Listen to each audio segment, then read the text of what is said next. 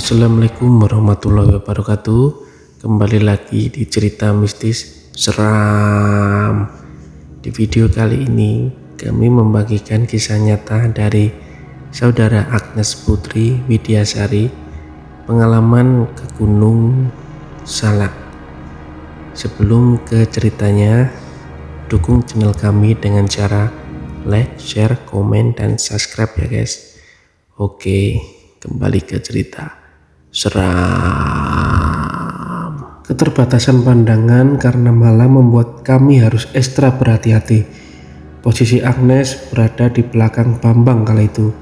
Agnes tidak mungkin berada di depan karena Agnes tidak hafal dengan jalur-jalurnya. Semakin lama kami berjalan, kegelapan semakin menyelimuti hutan.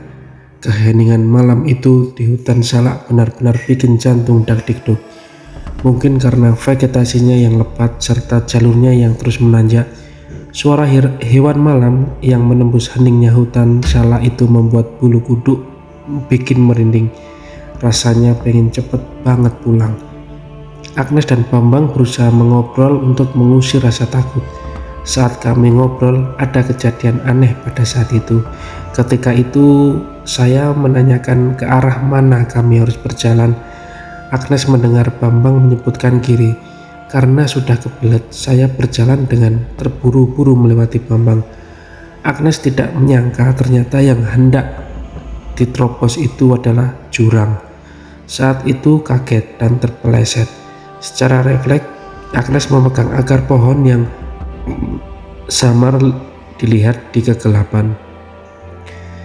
Agnes hampir saja mati. Penampakan di belakang Bambang. Agnes mendengar teriakan Bambang. Kami berada di situasi yang cukup gawat darurat antara hidup dan mati. "Bang, tolong bang," ucap Agnes yang terus berusaha bertahan dengan akar pohon itu. Bambang dengan sigap mengikat tali dan mengikatnya dengan kuat di batang pohon besar. Ia melemparkan ujung tali, meminta Agnes untuk mengaitkannya ke sabuk di pinggang. Agnes berusaha sekuat tenaga menahan beban badan dan logistik dengan satu tangan. Ketika pengait itu sudah terpasang, Agnes berteriak dan Bambang pun dengan sigap menarik tali dengan katrol. Di antara silaunya headlamp, Bambang yang menyinari Agnes secara samar sepertinya melihat penampakan di belakang sosok yang menyeramkan dengan mata merah dan taring yang mirip seperti babi hutan. "Wah anjir!" refleks Agnes berteriak dan menutup mata. Di saat itu Bambang meraih tas dan membantu untuk naik dari jurang tersebut. "Yes, woi, Nes, lu nggak apa-apa kan?"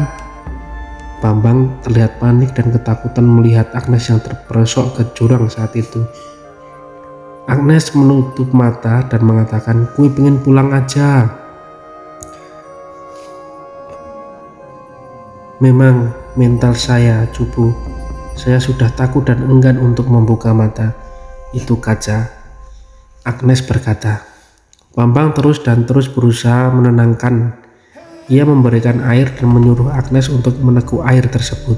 Setelah itu lumayan terasa tenang dan lega sedikit.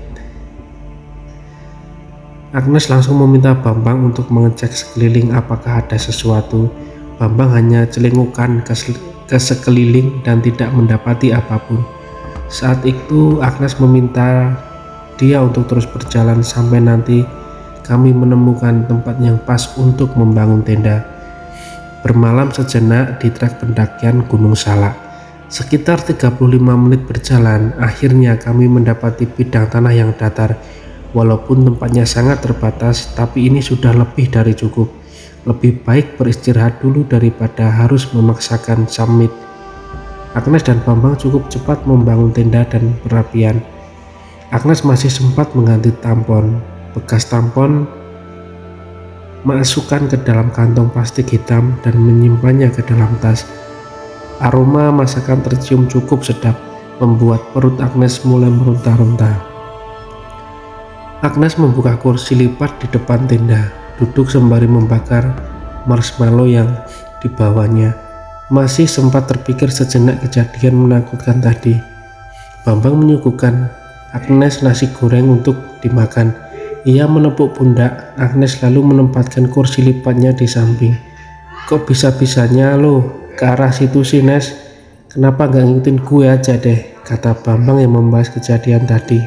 Hah? Kan lo sendiri yang bilang ke arah kiri. Gue tadi nanya lewat mana, terus lo jawab arah kiri, balas Agnes sembari mengunyah marshmallow bakar. Bambang memasang ekspresi bingung. Ia jelas tidak menjawab apa-apa, bahkan tidak mendengar kalau Agnes menanyakan hal tersebut. Agnes sempat terhenti makan mendengar penjelasan Bambang itu. Tiba-tiba Agnes teringat tentang penampakan di belakang Bambang. Saat itu, apakah mungkin sosok itu yang menjawab pertanyaan Agnes tadi? Bambang seperti paham ketika melihat ekspresi yang serius berpikir. Ia sedikit menundukkan dan mendekatkan dirinya ke telinga, berbisik pelan dan bertanya apakah Agnes melihat sesuatu di belakangnya. Usul Bambang yang nggak seru di pendakian Gunung Salak. Setelah itu kami tidak ingin membahas lagi kejadian tersebut. Ada pepatah yang bilang kalau kita ngomongin sesuatu yang tabu di Gunung Pamali dan bisa mengundang bahaya. Jadi kami berusaha untuk ngobrol yang lain. Waktu itu Bambang sempat menawarkan apakah mau lanjut TikTok ke puncak Salak 1. Agnes jujur tidak mau karena melihat stamina kami yang belum siap, ditambah kalau mau TikTok ke puncak Salak 1, setahu Agnes harus melewati jalur sadel yang terkenal ekstrim itu. Jalur pendakian ke puncak Salak 2 saja sudah melelahkan begini, apalagi harus nambah TikTok ke puncak Salak 1. Tapi seru nggak sih? Soalnya gue penasaran banget. Katanya teman gue lewat jalur situ bisa nemu puing-puing pesawat bekas Sukhoi lo, kata Bambang yang terlihat excited sembari membuka kameranya untuk mengecek Vontex miliknya. Nggak, sama sekali nggak seru bang. Ingat ya, lebih baik pulang selamat daripada maksain sesuatu yang ambisius. Ingat masih ada hari esok coy, pungkas Agnes yang mencoba meyakinkan Bambang untuk tidak mengikuti sifat ambisiusnya. Setelah makan, Agnes izin untuk masuk dan beristirahat. Pendakian ke Gunung Salak kali ini benar-benar sangat amat melelahkan. Agnes menenggelamkan diri ke dalam sleeping bag dan terlelap tidur dengan cepat. Waktu itu Agnes sempat terbangun ketika Bambang masuk ke dalam tenda dan menutup tenda tersebut. Kalau tidak salah dia bilang hujan mulai turun lagi dan memang hawa dingin sudah terasa sekali saat itu. Suara-suara aneh. Kayaknya kalau tidak salah Agnes terbangun lagi di sekitar jam 1 pagi. Hal ini karena ada suara kresek-kresek yang cukup mengganggu dari arah luar. Agnes mencoba untuk membangunkan Bambang, meminta ia untuk mengecek keadaan di luar. Takutnya saat itu ada binatang buas sedang berada di sekitar tenda. Bambang kala itu tidak merespon apa-apa. Ia tetap tertidur lelap dan akhirnya Agnes juga bodoh amat dengan suara tersebut. Saat tidur kembali, lebih tepatnya berusaha untuk tidur, mata ini tidak juga menutup. Mungkin karena Agnes tadi sudah tertidur lebih awal. Karena takut, akhirnya tetap memejamkan mata dengan penuh kesadaran. Tak lama, bunyi kresek itu menghilang. Tiba-tiba Agnes bisa mendengar suara seorang dari arah luar.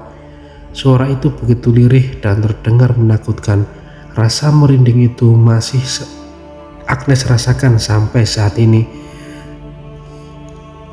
Suara lirih itu terdengar seperti perempuan. Agnes tidak terlalu mendengar jelas, yang pasti ada satu kalimat yang didengarnya saat itu. Buka, buka. Suara itu seperti meminta untuk masuk. Sumpah ini serem banget. Bisa kebayang tiba-tiba dia masuk dan langsung nunjukin sosok seramnya. Udah bodoh amat banget, yang penting harus rileks dan gak usah menghiraukan. Suara itu sempat menghilang, tapi ternyata itu hanyalah salah satu dari sekian banyak kejadian di luar nalar yang Agnes dan Bambang lewati saat menuju puncak Salak. Nah, begitulah akhir cerita dari perjalanan Agnes dan Bambang menuju puncak Salak 1. Nah, dukung channel kami dengan like, komen, subscribe, dan share ya guys. Oke, salam cerita mistis, seram.